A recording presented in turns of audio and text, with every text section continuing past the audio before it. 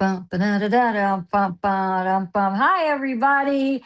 It's Kaz. And no John again this week. He's very hoarse. He still has a cough. He's still recovering from being ill. We miss you, John.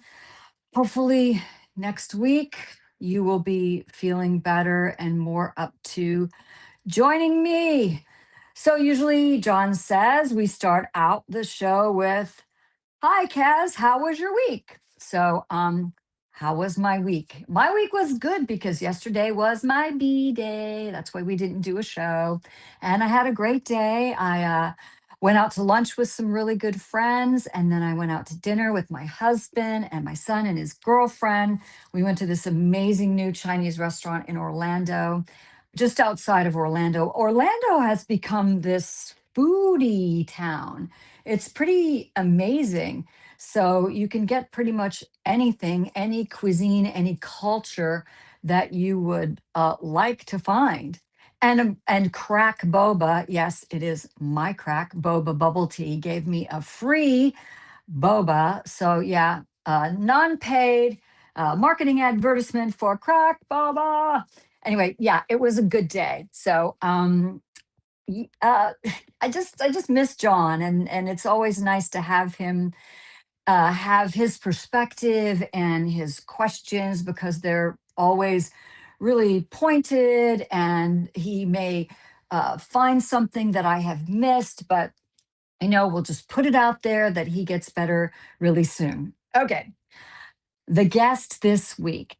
Her name is Deb Eckerling, and I met Deb interestingly enough, through last week's guest, Kristen Cofield. She has a monthly goal setting and networking group that I actually go to every month and I love. And it's really, really refreshing.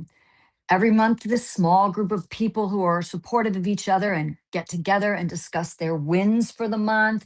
They discuss their challenges, they discuss their future goals. And then, if someone has ideas or has input for them, they give them recommendations and really are very helpful. I've actually made a couple of friends through that. But don't anybody steal her ideas for her goal setting, please. She's very, very, very unique. She has a goal setting book called, and I want to make sure I get this exactly right, 52 Secrets for Goal Setting and Goal Getting. I love that title. Um, like I said, I've met several really fabulous people through her group. Plus, I was really fortunate last summer. She had me on her podcast, Performance Goal Chat. She is a goals strategist and speaker. She helps entrepreneurs, executives, and thought leaders identify and make a plan for their personal and professional goals. And that's through her website, The Deb Method. She also is the book proposal expert at thebookproposalexpert.com. She offers book proposal development, goal strategies for events, help with you finding a publisher. She's just all about the book expertise and getting your book and other people's books out there and read and published and marketed. She really has dedicated herself to helping people with their book proposals and getting their books out there. And if that wasn't enough, she's a hell of a woman. So here she is, my friend, Deb Eckerling. Thank you so much for having me on. What like a fun intro. I'm like, "Oh my goodness, I do a lot of things, don't I?" Well, you remember when I was was it on your goal setting or on the podcast where I talked about you as well as me being a multi-potentialite, meaning we have a lot of things that we multi-passions, multifaceted, and that we are, you said you will have three things going at once at least, but you then have on the back burner maybe six, right? So, I mean, I I, just, I I get tired just thinking about my life. No, but that's really the point, though. When you love what you do, all of the things really, they're overarching on the goal thing, right? Because Yes. my podcast, okay, one of my podcasts is food, but everything else seems very directly into Deb, the goal setting expert, or Deb, the book proposal expert. Yeah, Right. I like variety, but I also like theme. But the stuff, the work that I do with authors is helping them achieve that goal of getting published in a traditional way. And I am, I am unapologetic on being pro traditional publishing, which because we have discussed this. Because putting Yes. all that effort into your book, you want it in front of as many people as possible. And I'm like going backwards and forwards, but I just happen to be really good at book proposals. I'm great at plans. So I love how the different parts of my life kind of merge together. And I get to be Deb 24/7. I mean, how lucky am I? You're very lucky. You gave me an idea of the next thing to discuss because there's a lot that we can discuss. But let's first touch on the book proposal and publishing. I know you are very pro traditional publishing. I have a traditional publisher, although I've been having some challenges with my publisher, but I think we've finally gotten them ironed out. Would you speak a little bit about traditional publishing, hybrid publishing, and self publishing? Sure. Just like anything. Like, okay, Well, that's very general.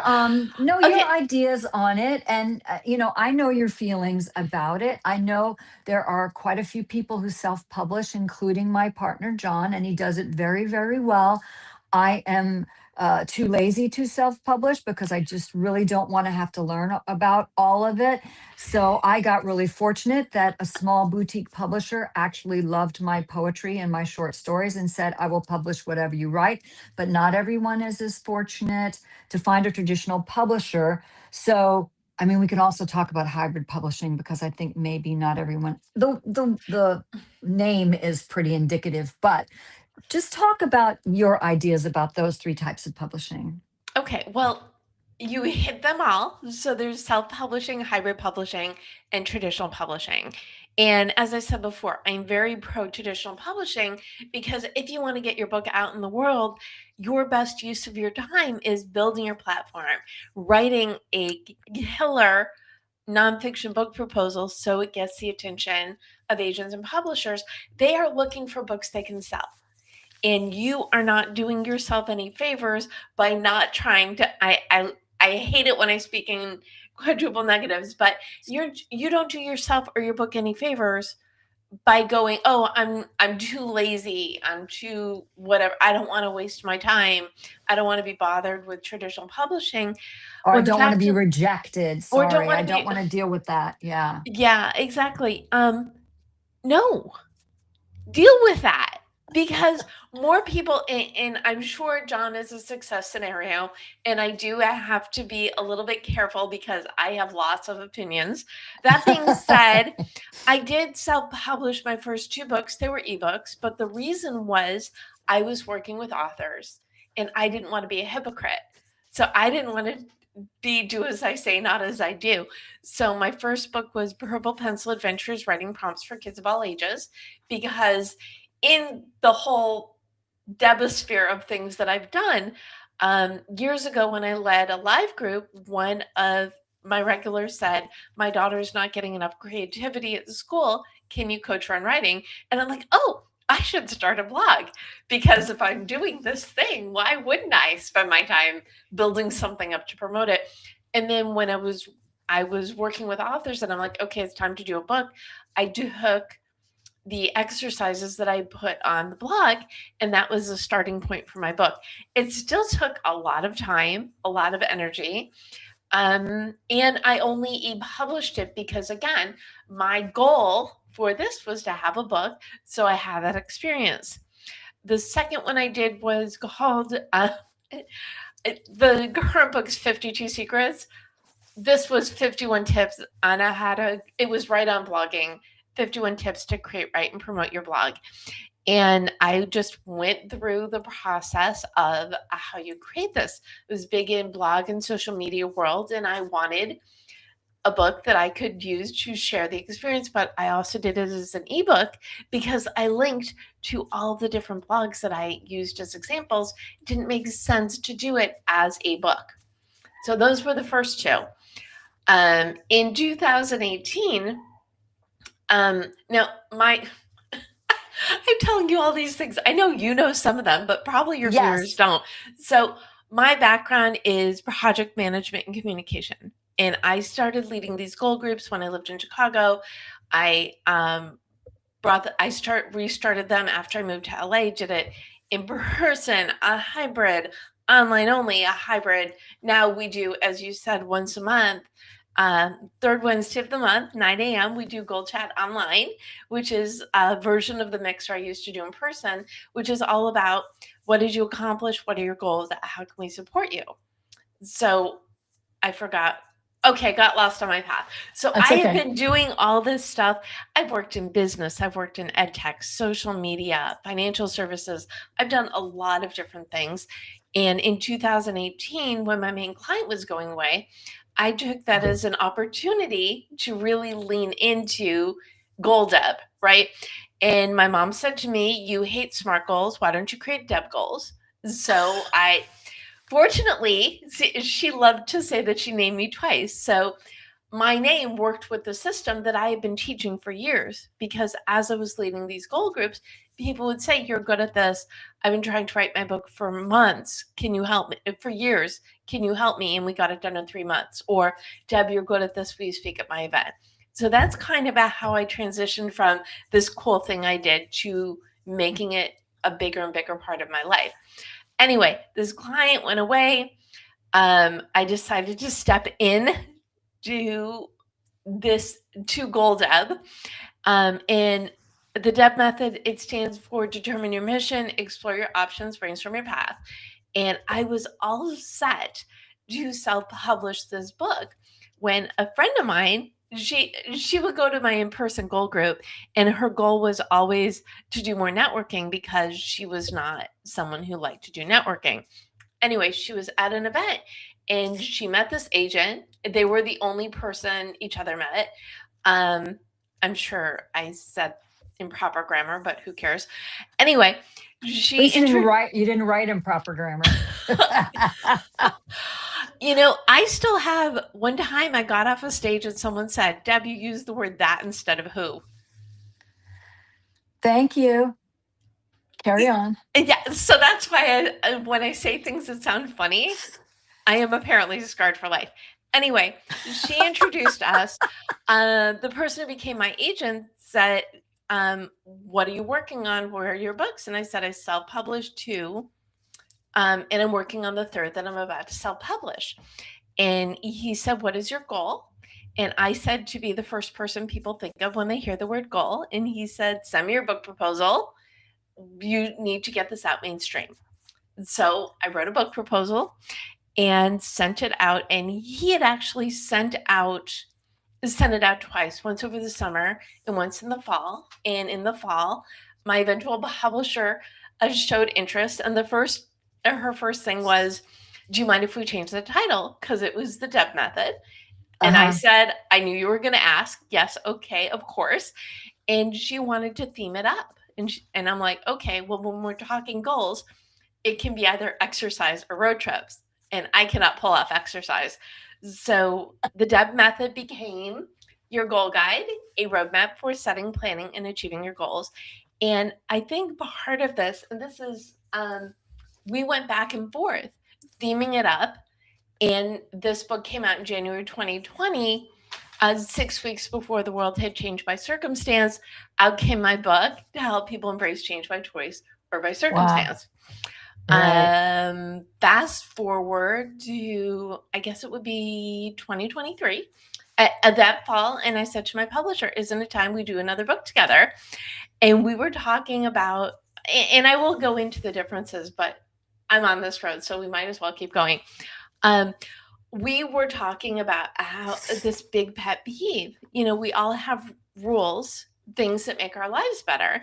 And I am very anti-guru. All these people who say do exactly everything I tell you to do, and you'll earn a fortune, or you'll be a success, or you'll be this. And I'm like, no.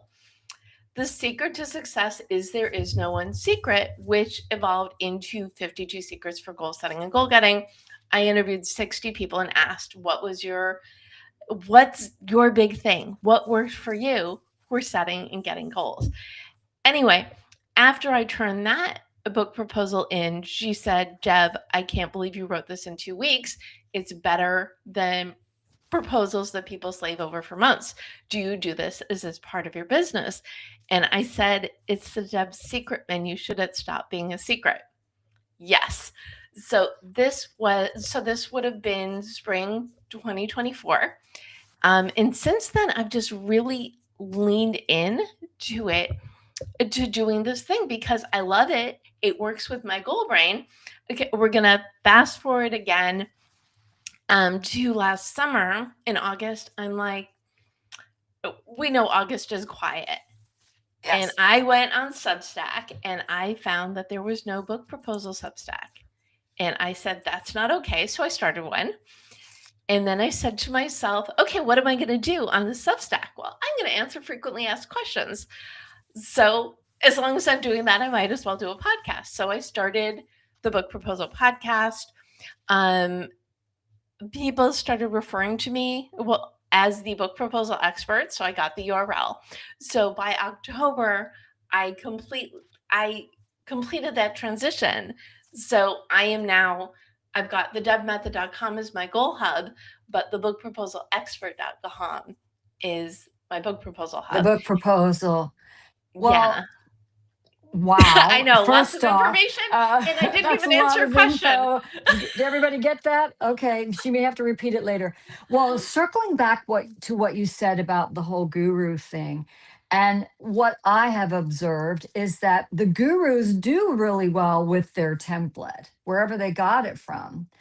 And they resell it and resell it and resell it. But in my observation, the people who buy this person's successful template aren't as successful or successful at all with someone else's template, circling back to 52 goals, because not everything works for everyone. The way you might do something will be different than the way I do it, or the way John does it, or the way, Kristen does it. And they're all effective. They all work for us. That's like when I talk about meditation, is everyone needs to have their own prescription, because there's just not one size fits all. My publisher found me because he asked for submissions for poetry for his anthology. I submitted, he said, after I submitted my piece, he said, I will publish anything you write of your poetry and short stories. That is kind of even though it's been challenging, it is still kind of a fluke that something like that, it's so very me, because stuff just falls in my lap, or I just end up, going through the attic or the back door or the window, very much not through the front door. So you actually, when you got that publisher and you wrote your first book and they published your first book, and then you come around with 52 goal setting 52 secrets, right? Secrets. Yeah, it was just, it just seemed meant to be, because I imagine one secret might work for me, a different one might work for someone else, and there's options there. There's not 100 pages of exactly what worked for you, and this will work for all these people. Right. Well, what are you finding that your goal setting is very popular. I can't wait to be there tomorrow. And, shameless plug. But do you find that book proposals is starting to tip the scales a little more, or are they equally kind of, you're working in both? Well, I realized that when I told the story, that I missed a very important part, which was the Okay. fact that my agent picked up 8 of my clients last year. I think I remember you saying that last month that somebody got Yeah. picked up or Yeah, yeah. yeah, yeah, yeah, yeah, yeah. My part of my value add is he likes to get first dibs on my clients because he knows that you know he's going to have a submission ready proposal from them. So anyway, And that hurts that no was one at all. and That doesn't hurt so you or the agent exactly. or the other person. Right. Exactly. So it was, I was having fun working with my clients. They were having success, lots of good things, right? And I figured, you know what, there's something to this to really lean in. So whereas I used to say I am a goal strategist and book proposal expert, now I say I am the book proposal expert who writes books on goals. So it has, the scales have tipped. But the other part of it, and this is something that always really bugged me, people think goals are a luxury item. I do not. I believe you need goals because there is a hope. Goals are hope. When you know that if you do the things, if you've got something that you're working towards that's going to make your life better, it really helps you, especially when other things in your life are not going your way. So I am a big fan of the whole goals are a hope. They keep you moving and motivated. And so the Deb method, that's what your goal guide is. The first section goes through the Deb method for goal setting simplified. Second half is worksheets, exercises, resources, ways to actually go through the system. Right. 52 Secrets for Goal Setting and Goal Getting, it's a choose your own adventure. So it is, what do I need in one of these 7 categories? You can read it straight through, or you can go, okay, I need to focus. I'm going to read the focus chapter. Or I need to do more networking. I'm going to read through that. Or what you can do is you could just flip to a page. I have a client who does this, a goal client actually, because I do still have some of those, even though that's more now the secret menu, right? But what she does is she flips to a different page. Okay, what am I going to give a try? So we're going to try, this is my favorite little parlor trick. I am going to thumb through the book and I want you to say stop. And let's see what the book. Okay. Commitment drives everything is the page we landed on. Wow. I mean, I can't imagine that unless you land on the same page every day and then you must have dog-eared it or something. But I can't imagine that wouldn't be encouraging and give you some, oomph in your goal setting. As it's, I mean, it's not really a secret, it's out there, but it was your secret and you let the cat out of the bag, which is great for the rest of us.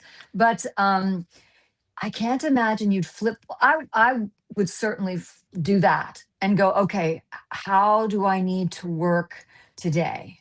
And then flip through it and oh yeah, I mean it's not prophetic, but it's almost like allowing the universe to tell you what you need to know right now and today. Yes. So is there? I feel like it's like tarot cards. You I can was thinking interpret that, but I it. didn't know if I should bring that up. You Do the interpret it comparison. the way that makes sense for you. Yeah, Right? yeah. It's kind of, shaking off the dust or just giving you inspiration and ideas and relatability. I'm not sure people, I'm sure, do not send letters, do not send cards, whatever. I've got tarot decks too, but how they work for you may not be the same as they work for me. I mean, some people, I'm sure, and I know, take real credence that it's messages and messages and messages. But and maybe sometimes I feel like that. But for me, it's a wake-up call. Mm-hmm. And how is this relating to me right now? And the 52 secrets, when you get a secret, what's your wake-up call for right now, given your situation? Would you touch on, because we did a whole goal setting with you with a woman who talked about hybrid publishing, and I'm not sure that people are too terribly clear on that. Could Oh, you talk about that and your feelings about it? okay. Well, actually, let me just finish answering your question because Okay. I didn't. Oh, Big yes. shock. Tangent. Okay, so self-publishing is basically exactly it. You're doing everything yourself. You are Right. basically, you need to hire out for a cover designer, book designer, printer. You are doing all of the things. A hybrid publisher, that is their job. So basically, you pay them money to do the editing, the design, the distribution, production distribution. And design work too? And design work. So Okay. basically, it's like a whole little cottage industry where there are companies. Some are more reputable than others, so always check. But they're basically a one-stop shop for getting your books done. But you're paying for it. And it's, I mean, like you said, some are more reputable than others. I imagine the ones that aren't as reputable. Well, I don't, is Vanity Publishing reputable? I mean, you just pay someone tens of thousands of dollars. I am not going to name the publishers who do this because, I just don't want I'm to not. get in trouble. But Mhm. you pay them a lot of money for Vanity Publishing to get whatever you have decided to write put in between the a cover and the back cover of a book. But I know there is definitely reputable hybrid publishing, but you do have to outlay money. You do. You have to outlay money for whatever you're going to do, whether it's self or hybrid. Actually, this is the question I answered on Okay. today's book proposal podcast, which is how much Oh, does it cost to publish your book? And my answer was nothing. When you're publishing in a traditional manner, they pay you. Is it a lot of money? Probably not. Do you have to wait? Probably yes. But they're doing all of the things, right? They are doing all the things that you are paying a hybrid publisher for. And I did hear a hybrid speak on this one. She's like, oh, well, your royalty is higher, you get more money yeah. with a hybrid, but you're putting out more money. And unless you are a unicorn, you are not going to make your money back. So No, I no, unfortunately. And with mhm. traditional publishing, uh, it's not a get rich quick scheme when a traditional publisher publishes you, even though you're not outlaying money. And there could be money up depending if you're a bigger writer. They To do, get the an publisher advance. does give you an advance, right? Um, But but the percentage that we get from traditional publishing, it's not making me rich. And typically it's not a big percentage because of all the work that they have to do, but it is something, and you've collaborated with them.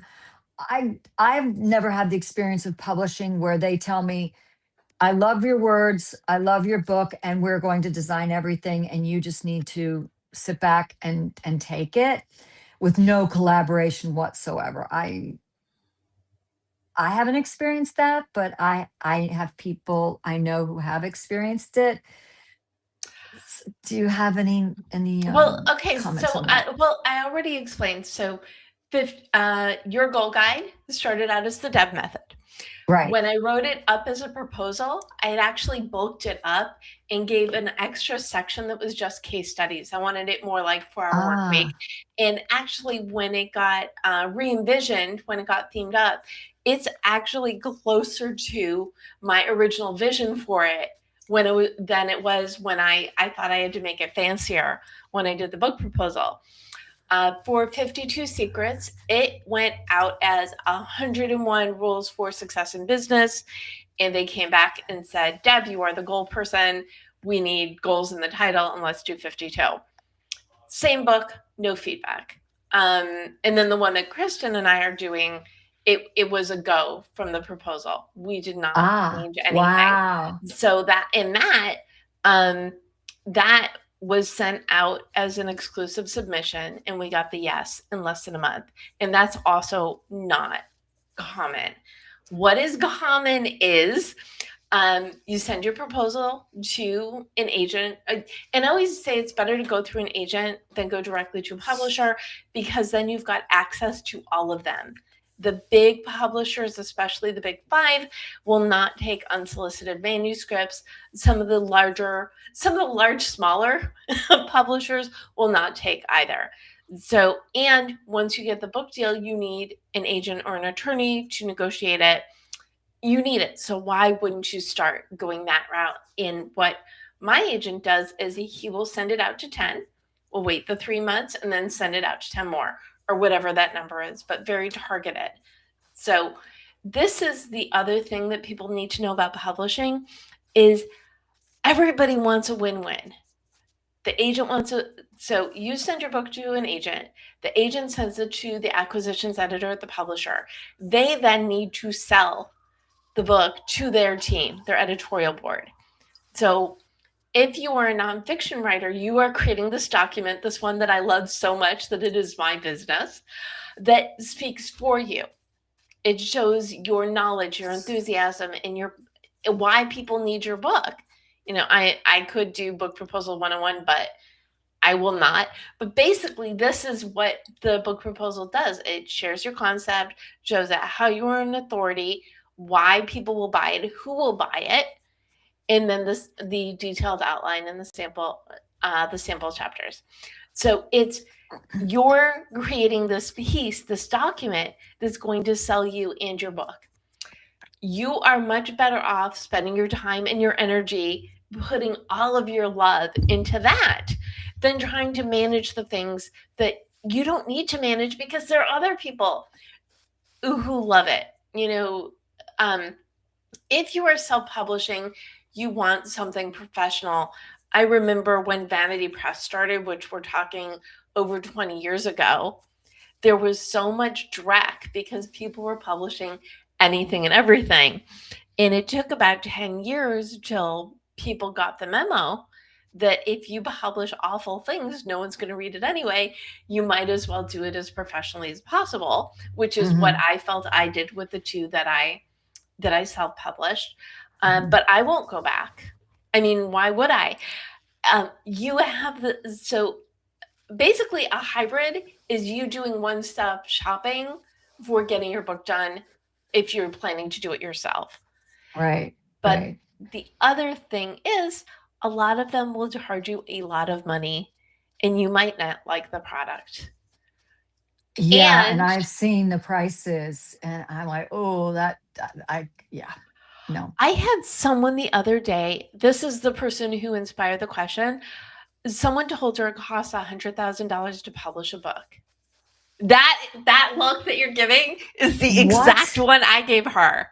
Now that's not that. I mean, I've heard up to 17K for hybrid.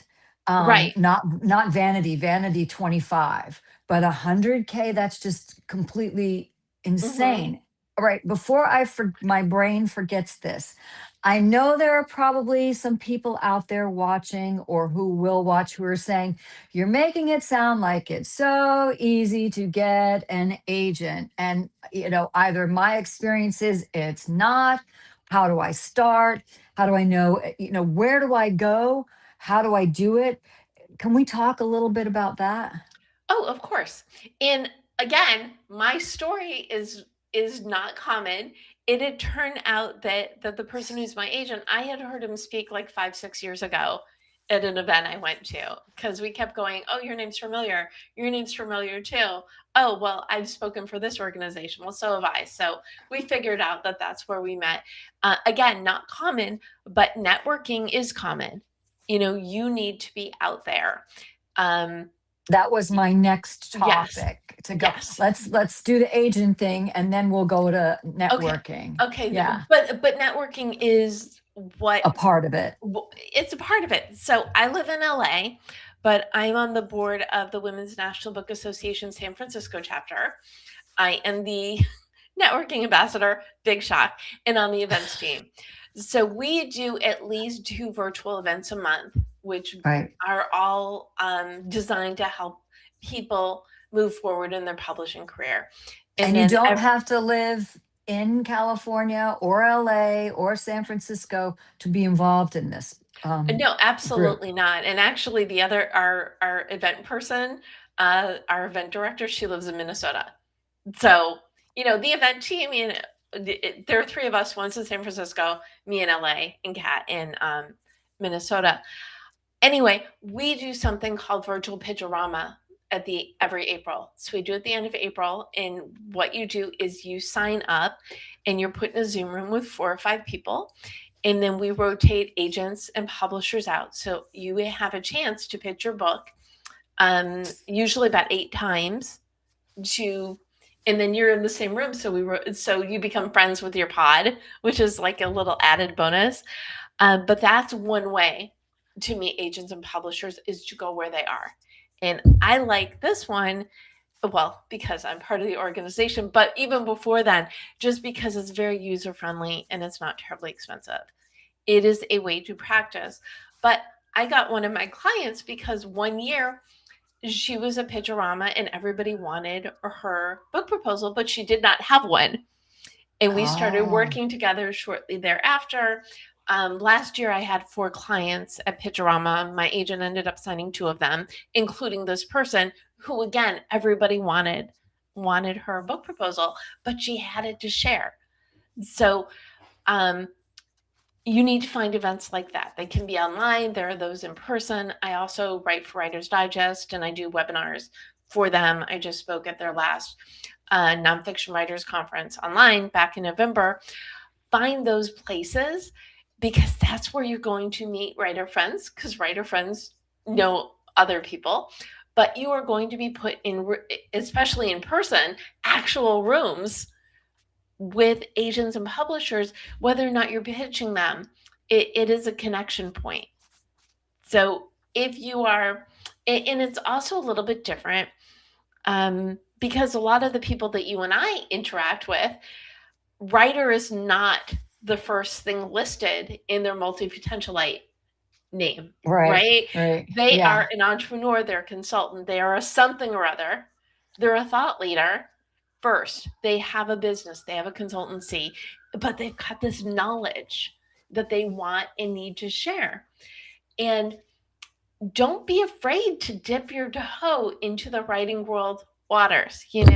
Don't be hesitant to claim that title of writer, because you have to feel it, live in those writer's shoes, and then get out there, meet people. They're also another, for the less networky, I do have an answer on that. Yes. what books do you love that are similar enough to yours, but different enough that people need to also buy your book? So in most books, in the acknowledgments, they will mention and thank their agent. So you can look to books that you like, do some agent research there. There's something called Query Tracker, which has things about submissions. Oh, that's so good. Yeah. So there are a lot of different places, but basically being where the agents and publishers are is the easiest way, not easiest, but this is going to be your people. It's very helpful. I mean, for me, it's easy because I love networking, right? Right. I've never met a room I didn't like. And there is one about networking for introverts in the book. Liz, who usually goes to the Wednesday, she's the person who wrote that. Liz Hyman. Yes. And she's like, you go with a plan. If you don't like it, fine. You still need to meet people. Or what I say all the time is, you can't reach your goals on your own. You need your people. The more people you know, the more people, they're in your circle, but you are in their circle as well. Explain to anyone who's may not be clear exactly what is entailed in a book proposal. Is the book already written and you're just giving, it's not just a synopsis or a 1-pager. This is a book that you are proposing that you write. How does that work? Okay. Well, most people do not realize that you do not need to write the whole nonfiction book to sell it. You do not. If it is a memoir, yes. I mean, when you give the sample chapters, even if it is a memoir, you're not going to give the whole thing, but that's something that you like to have complete before you start sending out your book proposal. book proposal there, and they can range like from 30 to 50 pages. This is not a short document, but it starts with I I love alliteration. So there are 3 sections to a book proposal. There's concept, context, and content. So the concept is your overview. Your it's your overview is your one pager that explains what the book is, what makes it unique, why you're the best and only person who can write it. But you also lead into it with a hook, and you also lead out with who is going to read it, why it's going to sell. Again, one page. If it needs to be 2, maybe, but this is the roadmap for the rest of the proposal. And then you expand upon it. You talk about what's in the book, and then the book specs, and then you've got your context. That is your author platform, where you show up on and offline, your interviews, your bios, if you've got a live show, all of your different press. That's your author platform. And then marketing, your ideas for marketing the book. Audience, who is going to read it, is research based. And then your comp titles, what are those books that are similar enough to yours that are very successful, but people who buy them also need your book. So that's like you making the case for the book. And then the third section is the content, and that is the table of contents, detailed outline, and sample chapters, usually 2 or 3. So this can be very daunting for people to write on their own without some sort of guidance. Yes. For me, I never I had to love write a them. book proposal. Yeah, you love them, but I just hearing CCC and one page is one thing. But I imagine people are going, oh my gosh, that sounds like so much information, and I'm good at this and I'm good at that, but I mean, is this book the one I want to write? And I'm sure people have tons of ideas, but they're not sure which direction to go to get to put together a book proposal, and then who to shop it to. Right. And so, and if you go to Writer's Digest and put my name in there, or if you go to thebookproposalexpert.com and you click on resources, you'll see links to some of my articles there. I believe that when you're ready to write your book and your book proposal, you will know. Sometimes you're not ready, and that's fine. Then it goes That's a really good point.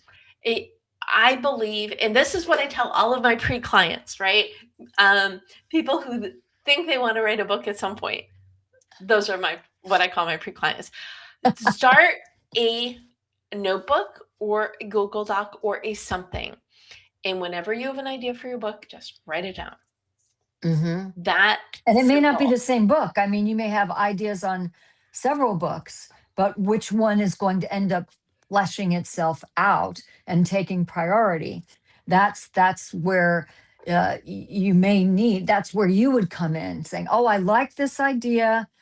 I like this one, but this one seems like there's a better market for this." I have had that conversation with prospects and clients too. They're like, okay, Deb, I don't know which book to write. I've got this great idea and this great idea. And sometimes it's emerging, or someone says, I really want to write a memoir, but I've got a business book. And I say, you write the business book first, because that does well. It's going to be easier to sell your memoir as opposed to the other way around. So a part of it is I just have a very good instinct for this. But that goes back to my goal days. I've always been able to have a conversation with someone and really pick up on what their passion is. And so this is just it in the book setting. But if you think you want to write a book, but you don't know what the book is, start by journaling. Empty your head, and you can just do it as easy notes, or you could do my direct to journaling method, which is you sit down and say, okay, what is my book? And you do free writing for 10, 15-minute stints. Automatic writing. Exactly. Don't read them until after you've done it 3, 4, 5 times, and then go through and find your common themes, and then dive back in a little bit deeper. I believe that when you're ready, I actually have another, I'm so funny. I have mostly book proposal clients, but the two examples I've given you are from project management clients. And this is a project management and future book client because he hired me for one purpose, but knowing that he wanted to write a book in the near future. So I gave him the journaling exercise. I'm like, whenever you have a few minutes, just start writing down your thoughts. And then in December, he's like, Deb, when do I get to write my book? And I said, is your head empty? Yes. Have you written everything down? Yes. I said, great. Let's go. But I do believe if you are in that between where you know you want to write something but you don't quite know, that is the best way to figure out your focus and direction. Because, and this is very Deb methody as well, we try and figure things out in our head. You can't rearrange your head. You can't like stick your hands in there.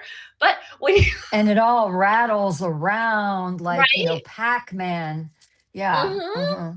But when you write it down, when you can see it clearly, yeah, I reference my wall where I put up all of the things, and I reference my notebook, which is usually down here all the time when I'm talking, because that's part of it.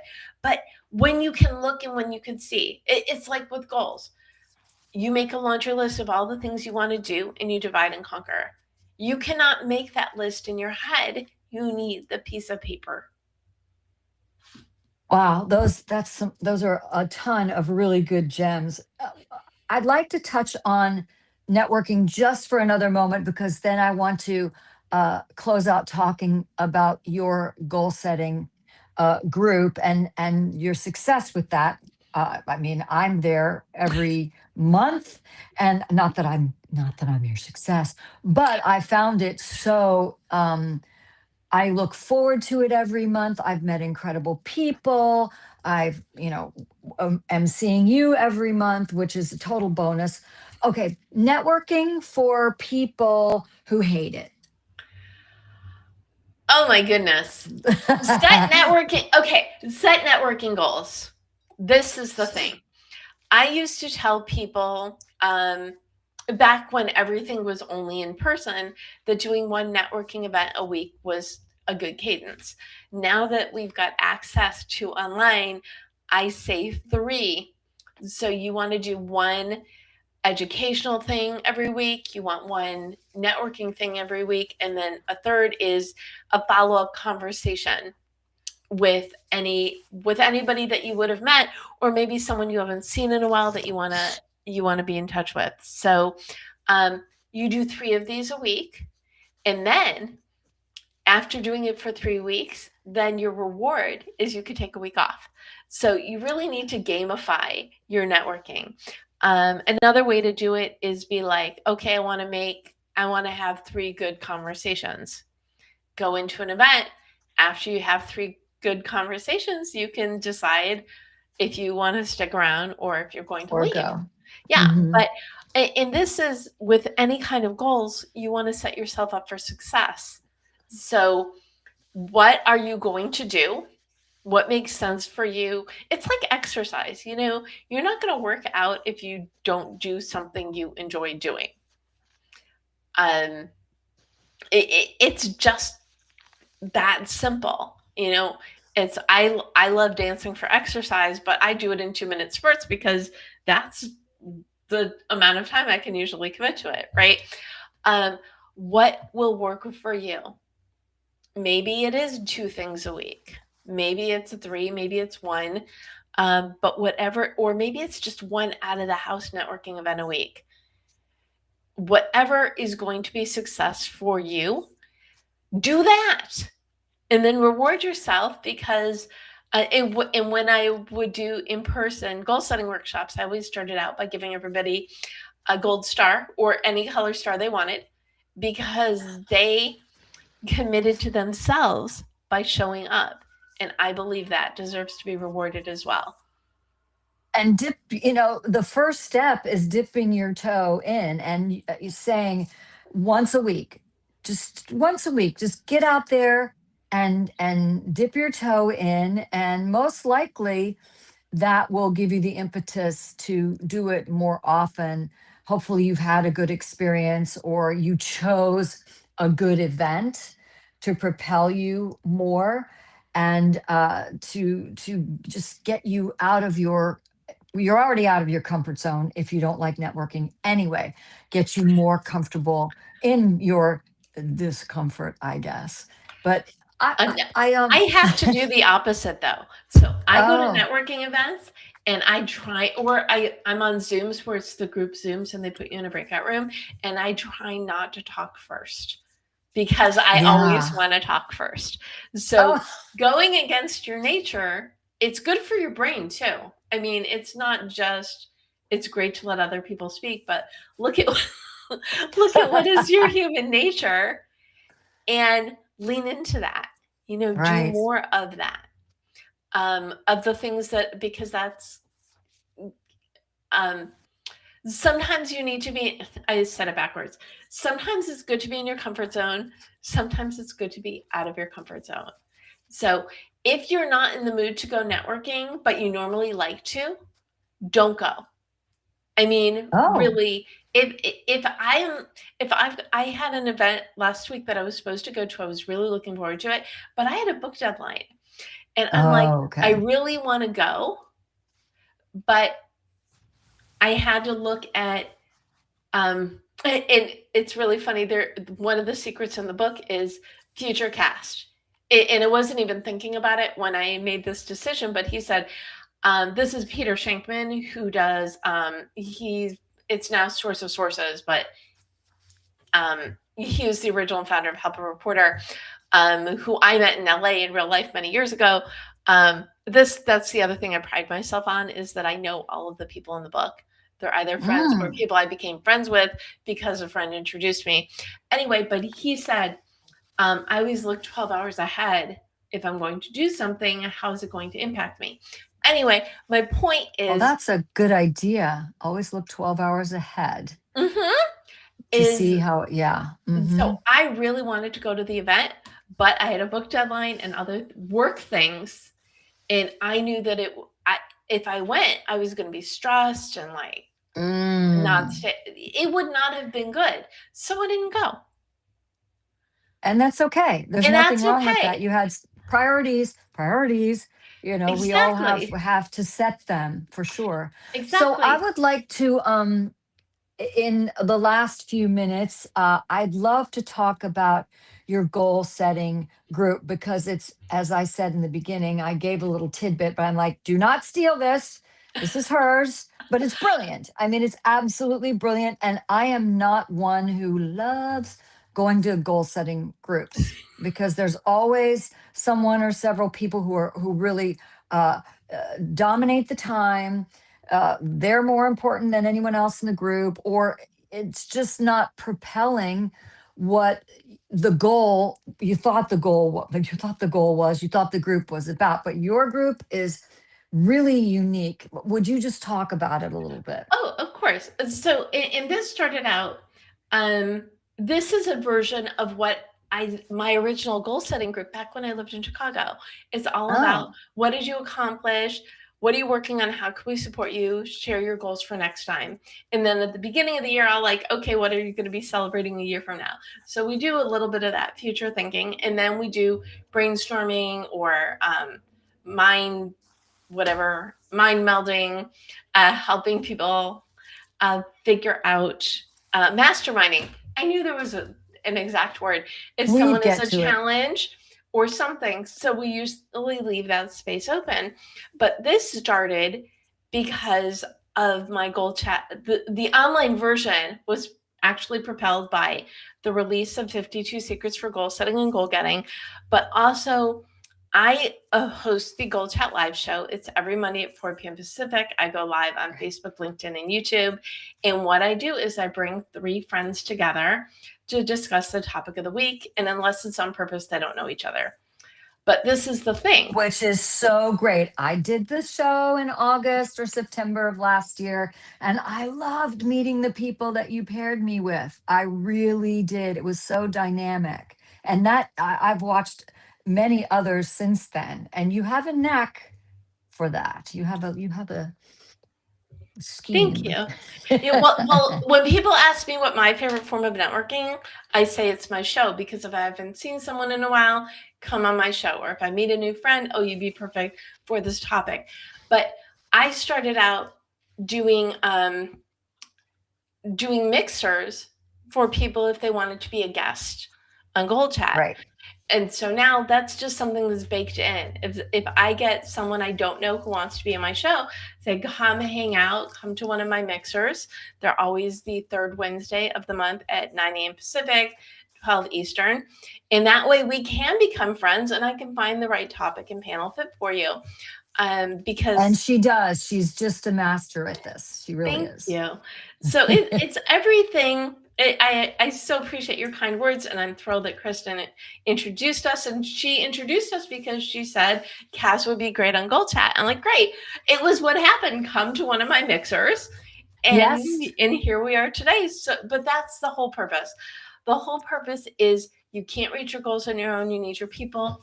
And that's why all the things that I create are in service of creating community, introducing people who need to meet each other, and or inspiring people on their goals, whether it is for writing a nonfiction book proposal to get their book out in the world, or they just need to meet cool people, because everybody, that we're better together. We're better Yep. when we know which resources we can utilize, and even with me. So my lane is book proposals. So whenever I meet someone who's an editor or ghostwriter or whatever, I write it down, because if I get someone who's looking for something I don't offer, I want to know who's the best people to introduce them to. Direct them to. Mhm. And what I love is the vibe is very comfortable, very welcoming. You set the tone, but each week the people that are at the goal setting group, it always ends up being a really good mix. And there's just so much cross pollination. Oh, let me introduce you to this person, or oh, I can help you. Let's have a chat, et cetera, et cetera. So tell people a little tidbit, give them a little takeaway. Well, I don't need to do this with you. You've given them 100 takeaways. Okay, Tell I us will where give them one. I will give them one Okay, thing that I okay, want them to do, and I want you to do this as well. It's still the okay. beginning of the year. I want to know Yes. what success you are going to be celebrating a year from now. Don't think about it as goals. Think about them as future wins. What win are we going to be celebrating for you? What win are you going to be celebrating for yourself a year from now? Write it down, put it in a place, do the things, because you were talking earlier, I draw all the things that I need.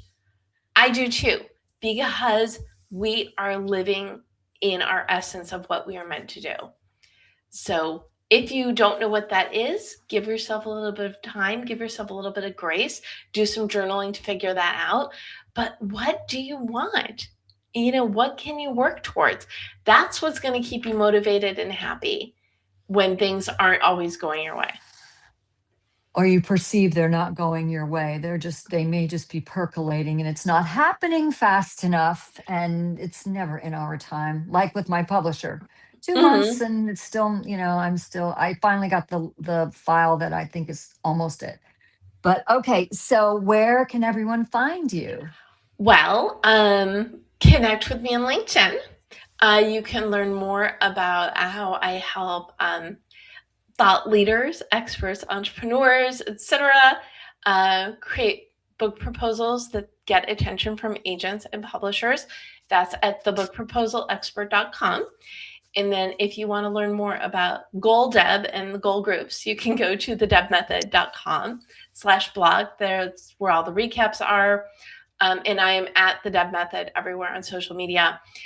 And if you're really struggling, you have a book in you and you want to have a conversation, if you go to it's my Calendly, which should be coffeewithdeb.com. You can grab some time with me, but you can also find that link at thebookproposalexpert.com. And you're very generous with your time, whether people end up working with you or not, or working with you immediately, or working with you in the future. You're very generous and kind with your time. You're also on Substack too, aren't you? I am. Yeah. Bookproposals.substack.com. There we are. There it is. Well, that's it for tonight. Next week, we most likely will be, hopefully, yeah, we'll be back to 4 p.m. next Monday, Eastern Standard Time. And hopefully, John will be feeling so much better. We'll have his voice back. He will not be choking when he coughs. But let's send John some really, really, really, really, really Good good vibes. good vibes and good healing energy. Thanks to everyone who was here live tonight, and it will be shown in replay rerun, also on Substack, on My Kaz in the World, and Kaz in the World on YouTube. And yeah, we really appreciate you being here and giving us your time and sharing your time with us. And thank you, Deb, so much. And I'll see you tomorrow. Thank you so much. This was great fun. Bye-bye. Yeah, it was. Okay, see ya.